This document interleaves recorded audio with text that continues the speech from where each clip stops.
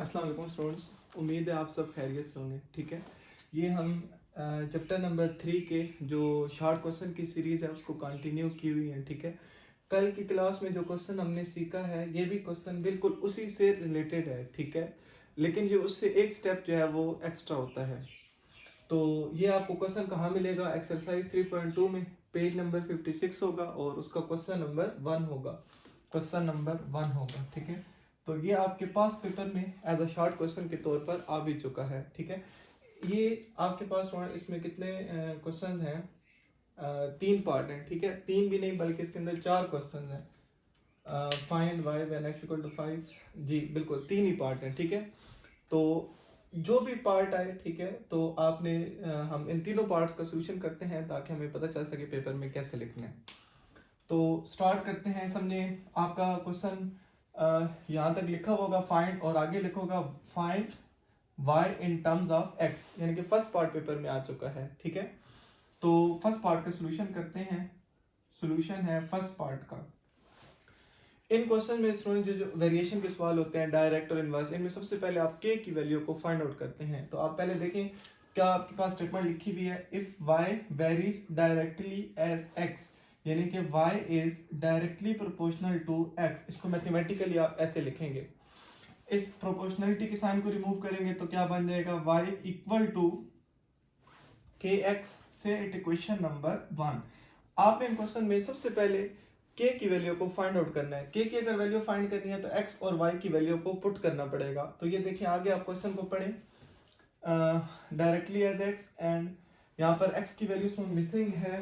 x की value हमारे पास आ रही है नहीं बल्कि दी हुई है जी। y की वैल्यू आपके पास जी स्टूडेंट्स, y की वैल्यू आपने क्या पुट करनी है? 8 और x की वैल्यू क्या पुट करनी है? 2। ठीक है, तो लिखते हैं पुट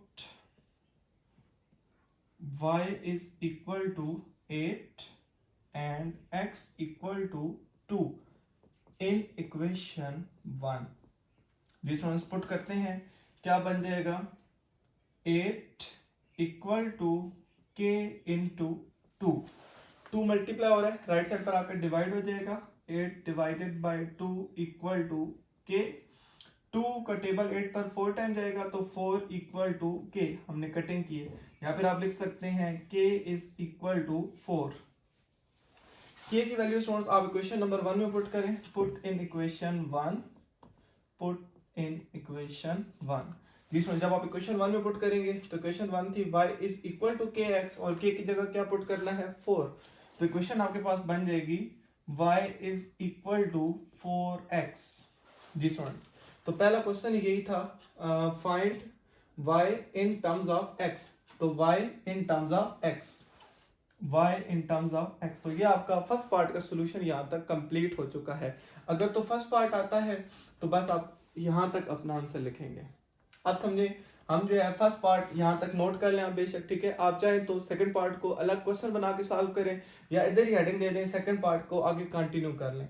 तो अगर सेकंड पार्ट पेपर में आए तो आपने, अब हम कर लेते हैं पार्ट नंबर 2। तो जो क्वेश्चन का स्टार्ट होगा वो बिल्कुल यहाँ तक आपने ऐसे ही करना है, बिल्कुल ऐसे ही करना है।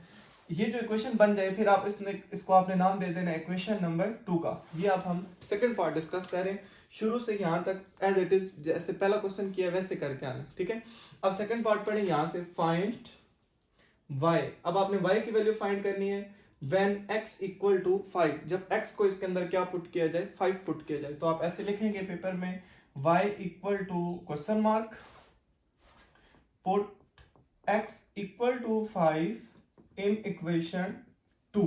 तो आप इक्वेशन 2 में x को 5 पुट कर दें तो y की वैल्यू निकल आएगी जो कि पेपर में आपको गिवन होगी। तो y is equal to 4 into 5, y is equal to 20। तो यहाँ तक आपका सेकंड पार्ट सॉल्व हो चुका है। ठीक है, अब इमेजिन करें आपके पेपर में थर्ड पार्ट आए तो फिर आप थर्ड पार्ट के लिए यहाँ पर हेडिंग दे देते हैं। अब हम, आप इसको यहाँ तक नोट कर लेंगे, आपके कंप्लीट सेकंड पार्ट का सोल्यूशन है। ठीक है, थर्ड पार्ट पेपर में आता है तो थर्ड पार्ट के लिए भी आपने स्टार्ट यहाँ से करना है और y is equal to 4x, यहाँ तक आपने सेम आना है। ठीक है, जो एक्स्ट्रा पार्ट है मैं इसे रेज कर देता हूँ। जी students, y is equal to 4x, यहाँ तक के की वैल्यू निकाल के इक्वेशन 1 में पुट करना है और उस इक्वेशन को इक्वेशन 2 का नाम देना। अब हम थर्ड पार्ट सॉल्व करने लगे हैं, तो फाइंड x। अब आप लिखें आपने किसकी वैल्यू फाइंड करनी होगी, x की, ठीक है। और when y is equal to 28 और y को क्या पुट करना है 28, तो आप लिखें put y is equal to 28 in equation 2, जिस इन इक्वेशन 2। तो इक्वेशन 2 क्या हो जाएगी,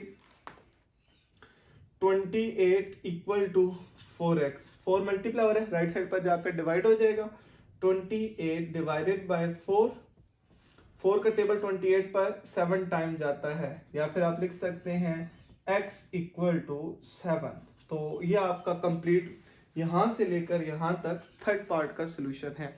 हमने बारी बारी जो है वो तीनों क्वेश्चंस को सॉल्व किया है, आप इसको नोट कर लें, फिर बढ़ते हैं नेक्स्ट क्वेश्चन की तरफ। जी स्टूडेंट्स, ये आपकी बुक से क्वेश्चन नंबर 2 है। उसी क्वेश्चन को मजीद बेहतर बनाने के लिए स्टूडेंट्स अब हम क्वेश्चन नंबर 2 को सॉल्व करने लगे हैं। आपकी बुक में सेकंड और थर्ड पार्ट एक ही पार्ट में बनाया है, तो मैंने आपके आसानी के लिए सेकंड और थर्ड पार्ट को अलग-अलग लिख दिया। बिल्कुल उसी पैटर्न को फॉलो करते हुए इस क्वेश्चन को सॉल्व करते हैं।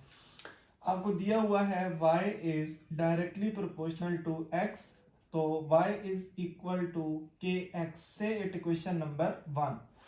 जो शुरू में आपको y और x की यहाँ तक वैल्यू दी हुई हैं, ये यूज होती हैं k की वैल्यूज को फाइंड आउट करने के लिए। कभी कभी पेपर में शार्ट क्वेश्चन से भी आता है देन फाइंड k, तो आपने कंफ्यूज नहीं होना, ठीक है। तो जो शुरू में वैल्यूज हैं इनको इस्तेमाल करके आप k की वैल्यू को फाइंड आउट कर लें, क्वेश्चन वहां पर खत्म हो सकता है। तो आप क्या लिखेंगे students, put y equal to 7 and x equal to 3 in equation 1। इन वैल्यूज का इस्तेमाल करके आप k की वैल्यू को फाइंड आउट करेंगे।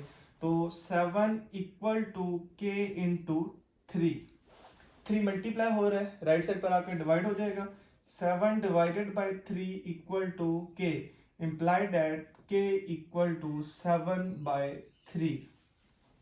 यस k की वैल्यू को आप किस इक्वेशन में पुट करते हैं, इक्वेशन नंबर 1 में, पुट इन इक्वेशन 1। जी स्टूडेंट इक्वेशन 1 में पुट करते हैं, तो इक्वेशन 1 आपकी बन जाएगी स्टूडेंट, यहाँ पर कंटिन्यू किया है, y equal to kx, k की जगह आ गया 7/3 x।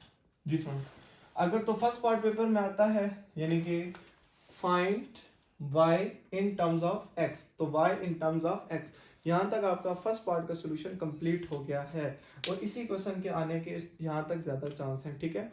अब हम फर्स्ट पार्ट के बाद अगर हम डील करेंगे पार्ट नंबर 2 को, ठीक है, तो आपने जब पार्ट 2 को भी सॉल्व करना है, यहाँ तक आपने सेम सॉल्व करके आना है दोबारा, ठीक है। k की वैल्यू को फाइंड आउट करना है, k की वैल्यू को इक्वेशन 1 में पुट करना है, और जब इक्वेशन पुट कर लेना है उस इक्वेशन को नाम किसका दे देना है, इक्वेशन नंबर 2 का।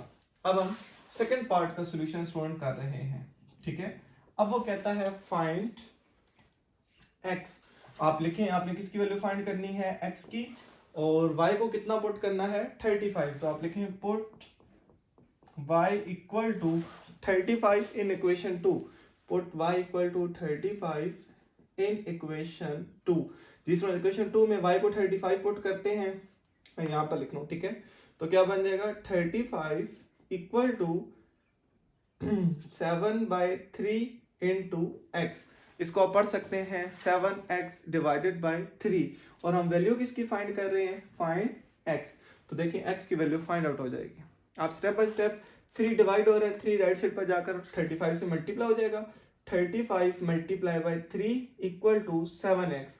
आप चाहें तो 35 और 3 को मल्टीप्लाई कर लें, नहीं चाहते तो ना करें, 7 मल्टीप्लाई हो रहेगी, उधर जाकर डिवाइड हो जाएगा और 35 से कट हो जाएगा, ये आपको इजी रहेगा। तो आप ये लिख सकते हैं 35 मल्टीप्लाई 3 डिवाइडेड बाय 7, और इधर आपके पास राइट साइड पर x रह चुका है।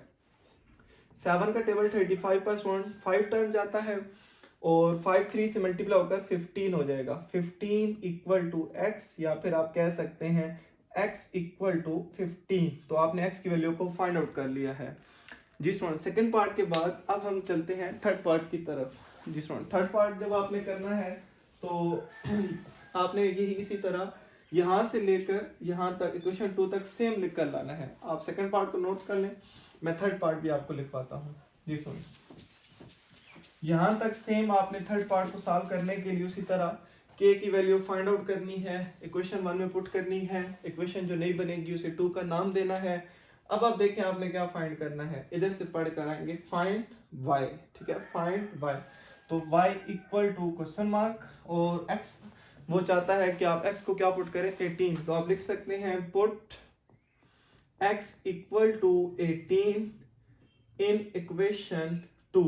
जिसमें इक्वेशन 2 में आप x को 18 पुट करें तो क्या हो जाएगा y equal to 7/3 multiply x, और x की जगह आपने क्या पुट कर दिया 18। एक तो इस मेथड से भी आप लिख सकते हैं, अगर ऐसे नहीं लिखना तो 7/3 into 18 इस तरह आप ब्रैकेट की फॉर्म में लिख सकते हैं। जिसमें हम कटिंग कर लेते हैं, 3 का टेबल 18 पर कितने टाइम चला जाएगा 6 टाइम, और 7 6 कितना हो जाएगा 42 हो जाएगा, ठीक है। 3 का टेबल 18 पर कितने टाइम 6 टाइम, और 7 6 42। तो ये आपका क्वेश्चन नंबर 2 के जो तीनों पार्ट हैं उनका सोल्यूशन भी कंप्लीट हो चुका है। आप इसको नोट कर लें, फिर नेक्स्ट क्वेश्चन सॉल्व करते हैं।